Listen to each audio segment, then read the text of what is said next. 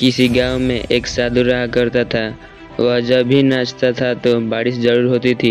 इसलिए गांव के लोगों को जब भी बारिश की आवश्यकता होती थी तो वह उस साधु के पास जाते और उनसे अनुरोध करते कि वे नाचे। और वे जब नाचते थे तो बारिश जरूर होती थी। कुछ दिनों बाद 4 लड़के ने शहर से गांव में घूमने के लिए आए। जब उन्हें यह बात पता चली कि किसी साधु के नाचने से बारिश होती है तो उन्हें यह यकीन नहीं हुआ। शहर की पढ़ाई लिखाई के घमंड में उन्होंने गांव वालों को चुनौती दे दी कि अगर हम भी नाचेंगे तो बारिश होगी, और अगर हमारे नाचने से बारिश नहीं हुई तो साधु के नाचने से भी बारिश नहीं होगी। अगले दिन सुबह सुबह गांव वाले उन 4 लड़कों को लेकर साधु के कुटिया के पास पहुंचे। गांव वालों ने साधु को सारी बात बता दी। उन लड़कों ने नाचना शुरू किया।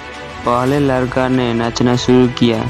आधा घंटा बीत गया, फिर पहला लड़का थक कर बैठ गया, पर बादल नहीं दिखी। कुछ देर बाद दूसरे लड़के ने नाचना शुरू किया और 1 घंटे बीतते बीतते वह भी थक कर बैठ गया। बाकी दोनों लड़के ने भी ऐसा ही किया, पर बारिश नहीं हुई। अब साधु की बारी थी।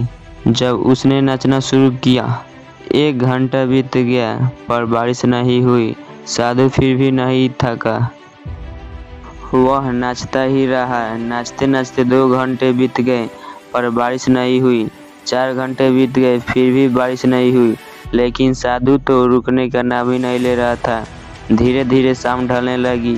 तभी बादलों की गड़गड़ाहट सुनाई दी और थोड़ी देर ही बाद जोरों से बारिश होने लगी। यह देख चारों लड़के ने तंग रह गए और तुरंत साधु से क्षमा मांग ली। फिर चारों लड़के ने साधु से पूछा, भला ऐसा क्यों? हमारे नाचने से बारिश नहीं हुई और आपके नाचने से बारिश हो गई। साधु ने उत्तर दिया, जब मैं नाचता हूँ तो 2 बातों का ध्यान रखता हूँ। पहली बात तो मैं यह सोचता हूँ कि अगर मैं नाचूंगा तो बारिश को होना ही पड़ेगा, और दूसरी यह बात कि मैं तब तक नाचता हूँ जब तक कि बारिश ना हो जाए। सफलता पाने वाले में भी यही गुण विद्यमान होता है। वे जिस काम को भी करते हैं उसमें उन्हें सफल होने का पूरा भरोसा होता है, और वह तब तक करते हैं जब तक कि उसमें वह सफल नहीं हो जाते हैं। इसलिए अगर हमें सफलता हासिल करनी है तो इस साधु के तरह ही अपने लक्ष्य को प्राप्त करना होगा।